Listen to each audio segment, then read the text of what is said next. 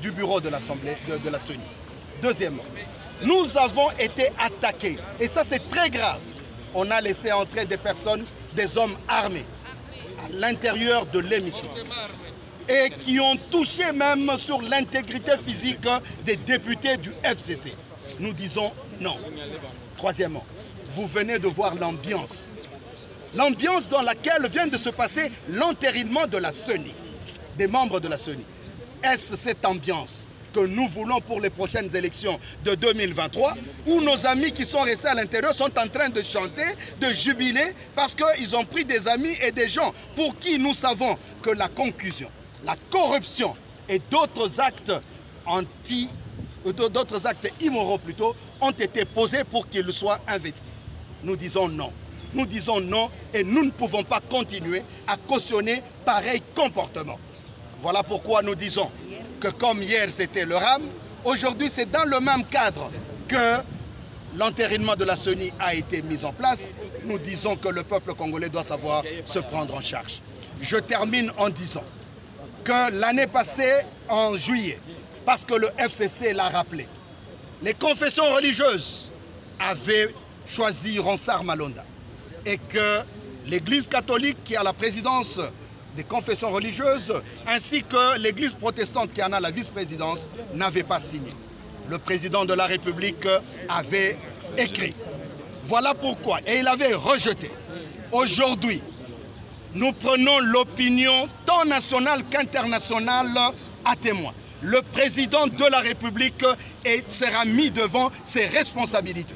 Nous attendons la même lettre de refus de l'entérinement, surtout que ça s'est passé aujourd'hui dans un contexte chaotique, dans un contexte de désordre. La lettre du président, signée par le président de la République lui-même. Elle est là.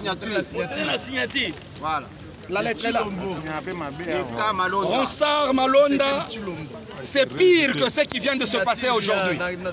Parce que la concussion, parce que la corruption, les intimidations, la pression.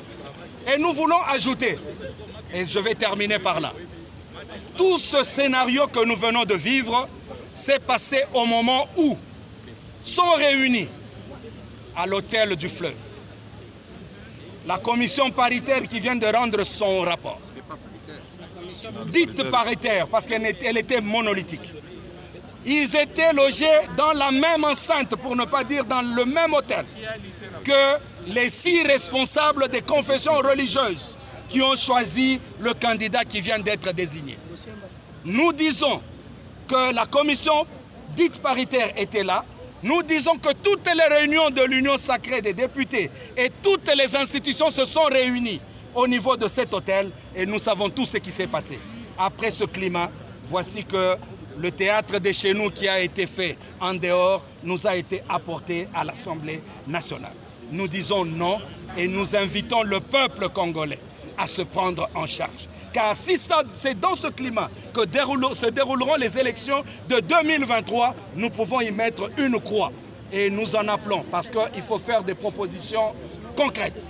Le FCC, dans toutes ses déclarations, a appelé à un large consensus national. Nous invitons M. Mbosso et tous ceux qui l'ont accompagné à pouvoir revenir sur ce scénario d'entérinement afin que nous ouvrons un large consensus et que nous parlions tous sur les grandes réformes électorales avant qu'on balise le chemin pour 2023. Et nous disons, le FCC tient aux élections. Dans le délai, présentera des candidats, mais nous avons besoin d'une CENI intègre, pas une CENI qui reflète la corruption. Nous avons dit. Merci.